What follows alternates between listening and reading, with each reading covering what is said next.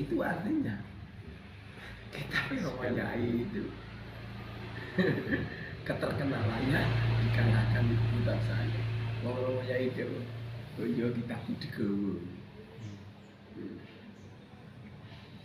Terus pernah suatu ketika di pondok itu ada santri itu dipanggil Romo Yai dengan panggilan guyonan. Romo Yai dawuh, "Din mudin kan. Din mudin." Sekarang itu orang yang dipanggil Romo Yai mudin itu sekarang ini jadi mudin kan. Dulu di waktu aku sudah boyong kan punya santri selama dari bulan Februari sampai September punya santri. Bulan September aku kan nikah dapat orang kudus. Itu ada 2 utusan dari pondok ke sini. 2 utusan itu bilang aku disuruh ke pondok. Terus aku datang ke pondok. Romo Yai itu nawarin Romo Yai dawuh santrimu piro dan sebagainya, tanya-tanya. Setelah itu Romo Yai dawuh, "Yang pasti santri ya, udah punya santri kok, belum punya istri. Kamu pilih santri putri." Terus saya bilang, "Enggak, Kiai. Saya enggak. Panjenengan pilih ki mawon." Setelah itu, yo wis tak pilih ki. Tapi anu Kiai, saya sudah ditawarin ayah nikah, dapat orang kudus. Romo Yai anu apa itu terus pergi nggak begitu lama datang lagi. Romo Yai beli dawuh, "Jangan nikah dengan orang kudus, nggak bagus." Nggak bagus. Terus Romo Yai bilang, "Istrimu nanti saya menikah." Samina wa ta'ala. Di waktu itu secara dulu istri yang dipilihkan sama saya itu secara dulu itu anaknya orang biasa, ekonomi biasa, tapi yang dikudus itu kaya raya. Tapi setelah saya nikah, yang kudus buang roh, hancur-hancuran, nyampe ayah ibu sana jatuh sakit, terus anaknya sendiri minggat karena banyaknya hutang, terus nyampe ayah ibu sana itu tuh wafat semua dan hidupnya sengsara semua. Sementara saya nikah sama istri, saya pernah uji coba ini, sampai di mana kebaikan istri saya. Saya pernah ngomong sama istri saya, "Ada cah putri mahasiswa, akhlaknya bagus ya, hatiku kok seneng gitu." Itu tuh istri saya langsung ngajak ke sana silaturahim, ketemu sama ayah ibunya. Istri saya melamatkan. Saya pernah nikah istri kedua, itu semua yang ngayahin istri saya. Makanya apa itu tak acui pilihannya luar biasa. Dulu Romo Yai pernah bilang, "Kamu kalau nikah sama perempuan ini nanti bagus kamu." Memang benar. Saya setiap kesulitan uang yang saya tidak mampu, cukup saya ngomong, "Ya, urusin." Selesai semua. Dan itu sering terjadi. Yang kedua, saya nggak kuat. Istri saya kuat. Jadi konon cerita, saya ini karakter lelaki yang nggak mau pusing. Saya itu dari kecil itu nggak mau pusing. Saking nggak maunya pusing, saya itu nggak pernah ngurusin baju saya. Alhamdulillah dari di pondok itu banyak orang-orang hebat sama saya. Jadi saya itu dicucikan baju itu terjadi di pondok, bukan sekarang, bukan. Dan saya ini sering alhamdulillah makan. Jadi di pondok itu sering apa itu ada orang ditakdirkan Allah apa itu khidmat ke saya. Nyampe sekarang saya itu makan kalau nggak ada ya istri bisa mati kelaparan. Bertahun-tahun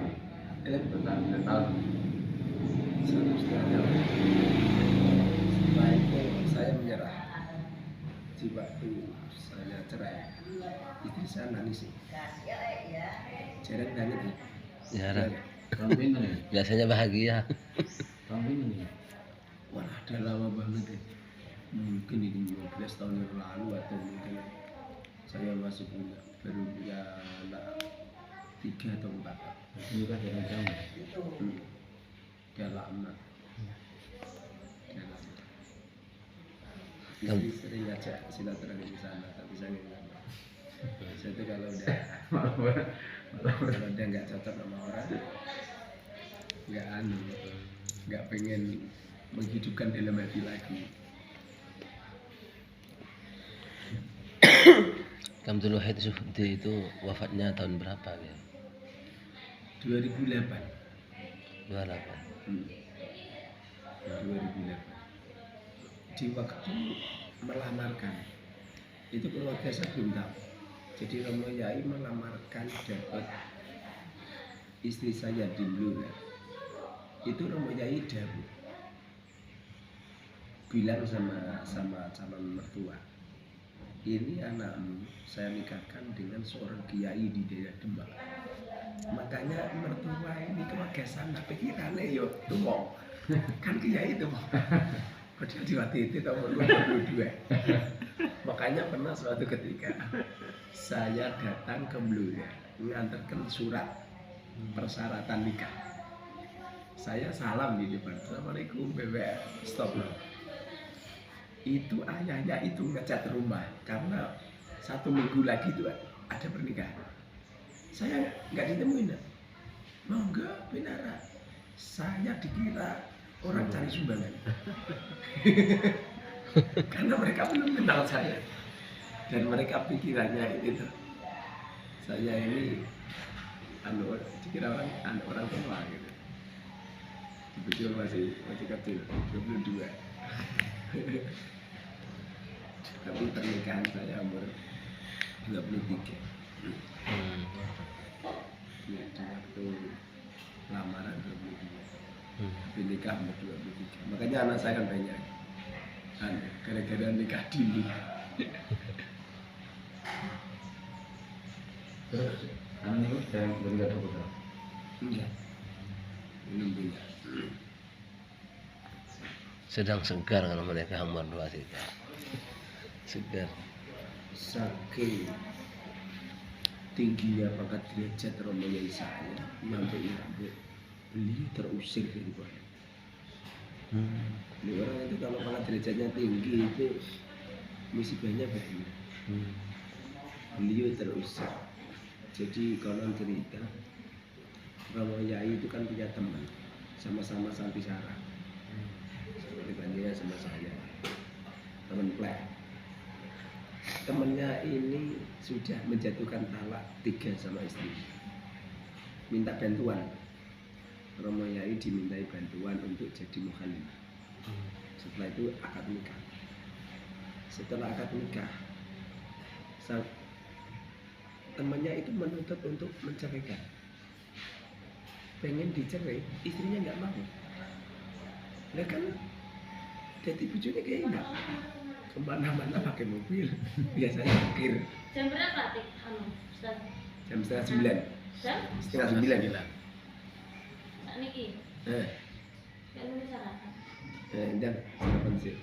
Setelah itu, berhubung istrinya nggak mau, Romo Yai sowan ke Mursyid Thariqah Syadziliyah di Yaji, Abdul Jalil Mustaqim.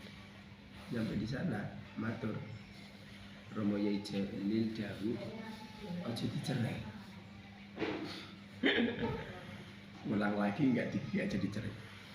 Gara-gara ini pondok saya bubar.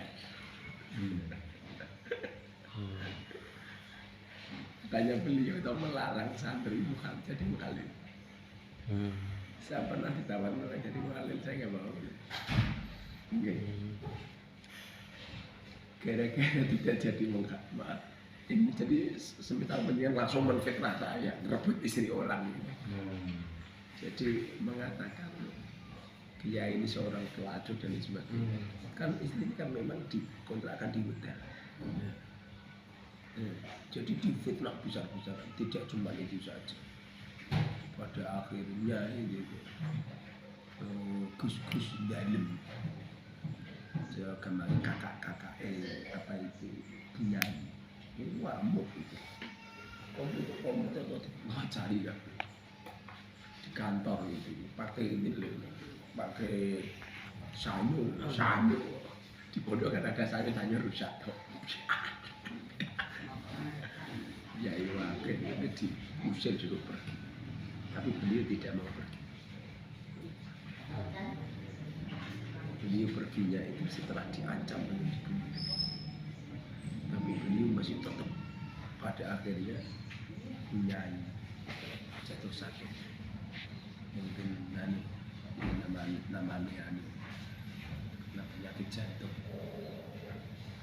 Pada akhirnya wafat. Setelah selesai apa itu pemakaman, namanya bilang Gusnya ini kakaknya punya ngusir namanya semua baju dikeluarin semua suruh pergi tapi namanya enggak nyampe bertahan 4 hari. Setelah 4 hari selesai Romo Yai diperintah sama Yai Jalil untuk meninggalkan pondok kontrak di Indonesia. Terus Romo Yai membuat pondok lagi di tengah hutan. Di waktu Romo Yai pindah, semua santri pindah semua kosong. Padahal pondok besar. Ini yang cari pondok tenang. Ini pondok besar. Sampai sekarang kosong Kiai. Sekarang apa itu ya namanya orang ya orang apa ini jadi Romo merampok santri. Difitnah merampok santri. Padahal tuh enggak. Saya itu juga Ikut sendiri. mengetahui ya. Mengetahui betul.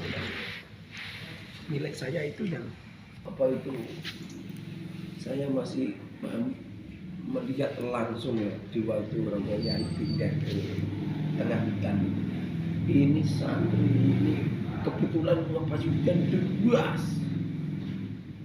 Jadi iring-iringan itu Romo Yai dari Blora menuju ke hutan nganggo ribuan, puluhan ribu manusia. Beliau ini wali ya. Wali. Semuanya terblek polisi, tentara, masyarakat, santri itu terblek hujan deras. Sekarang besar, tetap besar. Apa ya? Pondoknya Ki Abdul Wahid. Sekarang pondoknya besar, jadi 4 hektar. 4 hektar.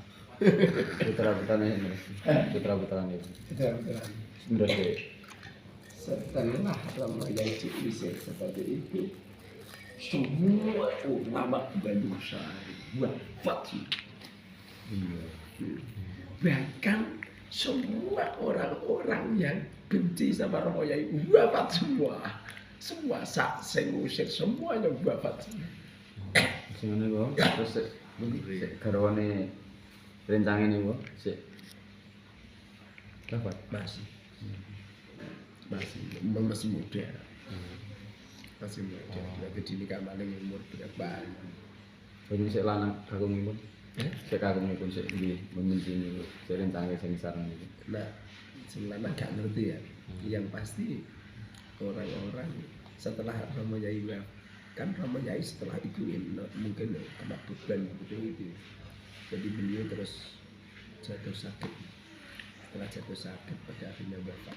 Setelah beliau wafat diikuti semua ulama Bandung Sari wafat.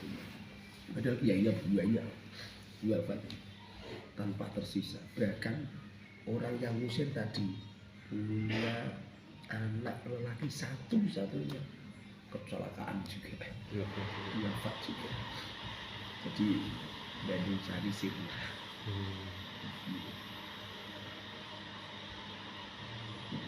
Di Romo Yai di waktu dulu ya, saya akan berkunjung ke sana. Saya sudah punya santri Romo Yai Dawu. Yang saya benci itu cuma satu. Walaupun yang usir saya orang banyak, yang saya benci itu cuma satu. Aku paham maksudnya satu setan. Maksudnya beliau kan orang ahli tasawuf. Kajian-kajiannya di YouTube pun banyak. Abdul Wahid Zuhdi. Kajian-kajian beliau. Oh.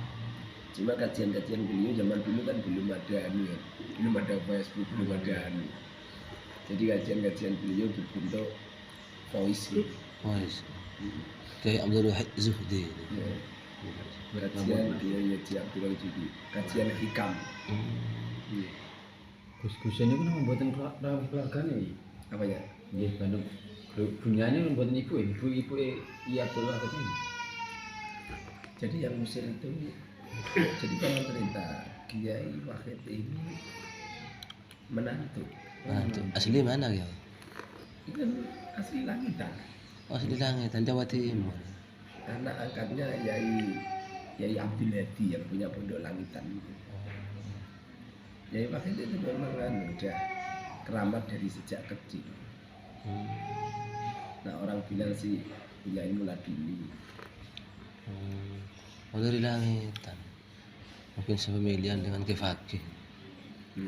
Abdullah Fakih. Ini Bandung Sari Pusat itu bencana itu. Sirna. Mungkin sebenarnya. Ya ada santri, tapi santri-santri yang tidak benar-benar nurani pondok itu bukan. Santri kontrolan. Pondok sesuatu gitu. Anggap saja semisal saat diusir terusan pondoknya dipegang sama orang bandrean. Jadi wujud-wujudnya santri yang paksaan, mungkin ahli disuruh membuka di situ. Jadi mereka itu sangat bencinya sama Romo Yai itu sampai menyebar fitnah. Semua alumni itu dikompori semua. Orang itu kalau jelek kan berusaha untuk menutup kejelekannya. Nah Romo Yai ini orang luar biasa loh. Jadi nggak mauan. Yang paham betul kalau beliau ya orang-orang sekitar seperti saya. Semua santrinya Romo Yai. Yang paling terkenal itu saya. Tapi ya memang seperti itu. Saya tidak diakui. Saya di pondok saya ini nggak diakui. Bahkan pengurus-pengurus status itu ya tidak ada yang mengakui keilmuan saya. Ya wajar dulu di waktu pondok saya mungkin bodoh. Kan kealiman orang kadang-kadang dibutuh setelah boyong. Yang pondok saat ini nampak sih pondok asli ya. Ini pondok sih rintisan dia itu lagi. Yang rintisannya Yai itu pengurus ustaz sana tidak mengakui. Hanya Kiai yang mengakui. Apa? Hanya Ki Abdul Wahid yang mengakui. Iya. Kalau Sama orang-orang khusus. makbarohnya itu ada di Orang-orang khusus seperti tadi malam kan ada kiai sana datang ke sini. Beliau mengakui. Yang punya santri terbanyak ya sini.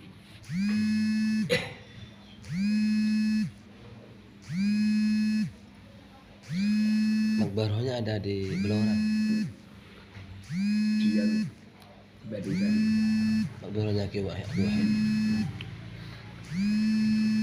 beliau itu yang memberi ijazah saya salawat misi kita. Persis dengan itu, dengan yang Habib Lutfi, sangat persis. Allahumma sholli ala 40 kali itu jadi Rasulullah. Jadi ada di saya itu keramat. Santri saya ini tuh ada 2 karakter. Gara-gara pondok saya namanya Al-Mubarak sama Al-Abai. Jadi pondok saya ini aslinya namanya Al-Mubarak, pondok tahunan. Nah Al-Abai ini munculnya baru 2 tahun. Nah Al-Abai ini pondoknya 42 ini. Di sini ini banyak santri-santri pondok 42 ini. Ratusan. Jadi nama Al-Mubarak Al-Abai ini benar-benar terjadi. Jadi ada pondok Al-Mubarak, ada pondok Al-Abai.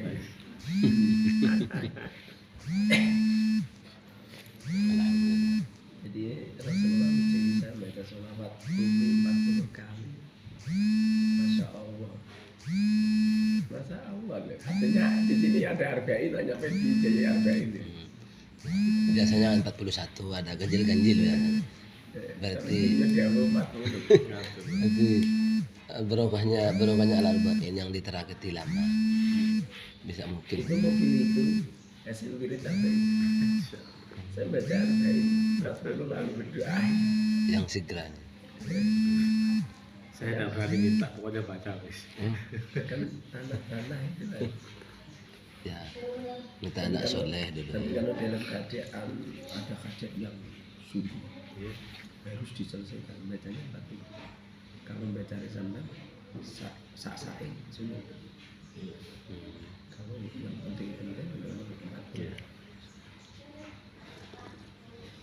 High tech ini jadi. Gimana? Ya high tech ini. Mobil high tech ini. Apa ini? Mobil high tech ini. Mobil apa? High tech. Seageng ini kan Toyota high tech. Mobil yang kalau mobil besar itu masih ada. High tech. Tapi pas. Betul karena di paling high tech kan bisa kaitan. Atas travel ini tapi Toyota. Oh itu gitu. Saya itu kalau dihadiahi orang, kalau hati saya nggak sampai, saya nggak mau hadiah. Jadi tidak semua orang memberi hadiah saya terima. Kemarin aku dihadiahi orang 24 hektar tanah. Setelah 1 minggu tak kembalikan. Secara hukum sih hibah nggak boleh ditarik kembali.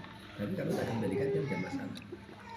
Pada kalau saya tak beri minuman lalu minumannya cuma kembalikan kan hal sing haram itu sudah tak beri sama tak minta gitu. Udah.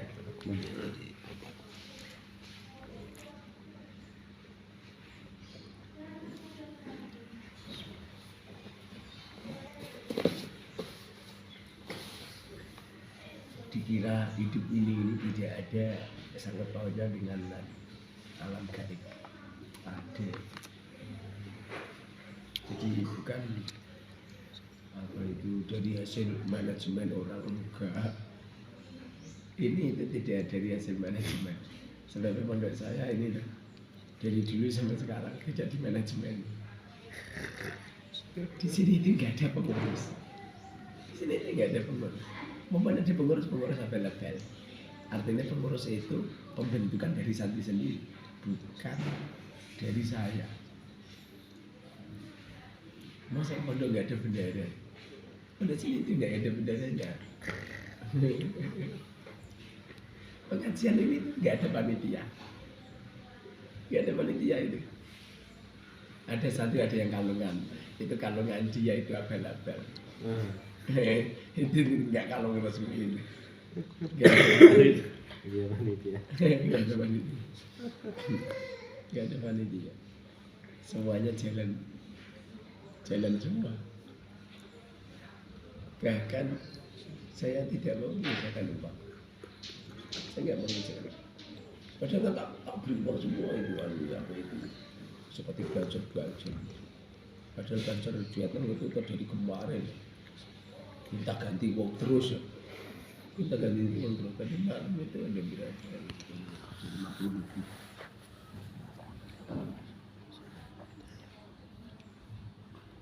Saya yakin sama Rasulullah kalau ijazah Rasulullah ini ijazah. Makanya saya nggak pusing kan mikirin nanti gimana pendanaannya gimana, nggak pusing.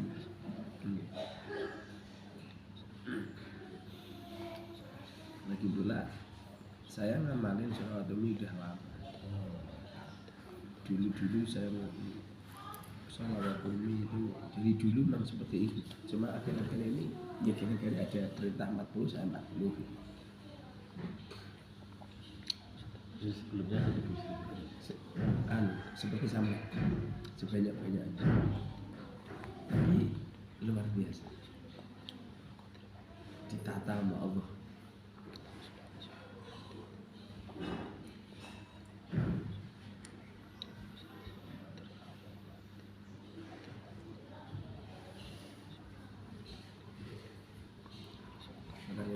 dunia udah ditata sama Allah enak. Yang nggak enak itu nggak ditata sama Allah. Tapi dari hasil pemikiran saya, kenapa kok diberi nama sholawat Umi? Umi itu artinya ibu. Ibu itu manusia yang melayani keluarga maksimal dari bangun tidur sampai makan tidur secara ikhlas. Khairul. Salam. Nih, kapan? Makanya dinamakan sholawat Umi. Rasulullah itu memberikan yang terbaik kepada umat dari bangun tidur sampai makan tidur. Tidak ada orang yang membaca sholawat ini kecuali orang itu akan digerakkan oleh Allah punya sifat seperti Rasulullah melayani umat. Melayani umat. Misalnya jariannya begini, saya ngukut listriknya orang banyak nih. Listriknya saya bayarin itu banyak. Kan namanya itu setiap jembatan kan. Jembatan di sini semua anak makan semua. Saya bagi-bagi uang.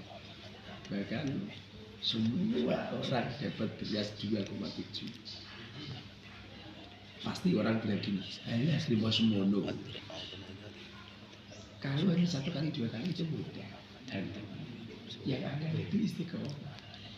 Sebab tidak semua orang selalu punya uang, ya enggak? Saya tuh hutang kalau nggak punya.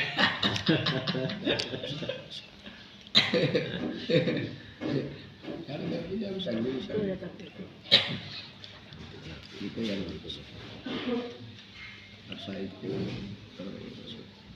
efek sholawat Umi. Nanti kalau panggilan istiqomah sholawat Umi terus. Panjenengan itu sudah tidak lazat beli baju baru. Kenapa seperti itu? Baju barunya zaman keskakean. Sudah tidak lazat makan yang enak. Loh, orang itu kalau sudah semuanya ada itu nggak hilang loh. Sampai atau lazatnya nanti diganti sama Allah. Sedekah. Sampai lazat kalau sedekah. Kalau nggak sedekah. Nah, nanti naik apa? Kita naik supaya maghrib ke terminal. Oh gitu ya. Ya lewat. Gus, Masya Allah. Masya Allah, kapan Gus? Masya Allah. Masya Allah.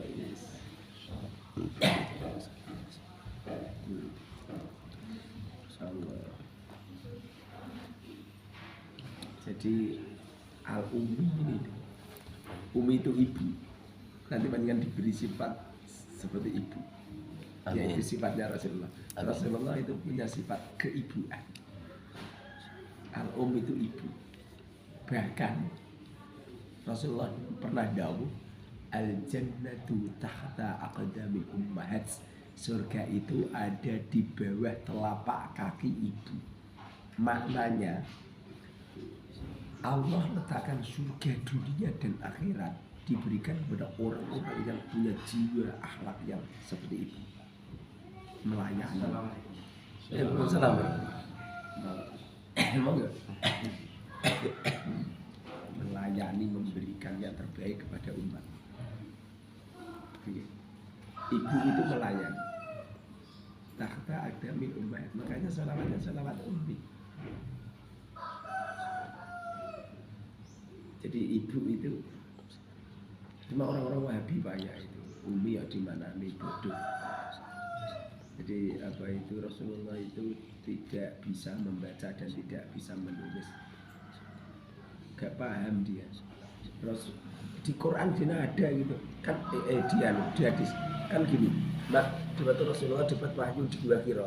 Malaikat Jibril kan bilang gini, "Iqra ya Muhammad," kan gitu. Rasulullah dawuh, "Ma'ana biqori'in." Rasulullah kan dawuh gitu kan. Tidak ana saya. Biqori'in orang benar-benar orang yang membaca. Maksudnya gini, saya tidak membaca. Maksudnya gini, Rasulullah diharamkan Allah membaca. Bukannya nggak bisa membaca.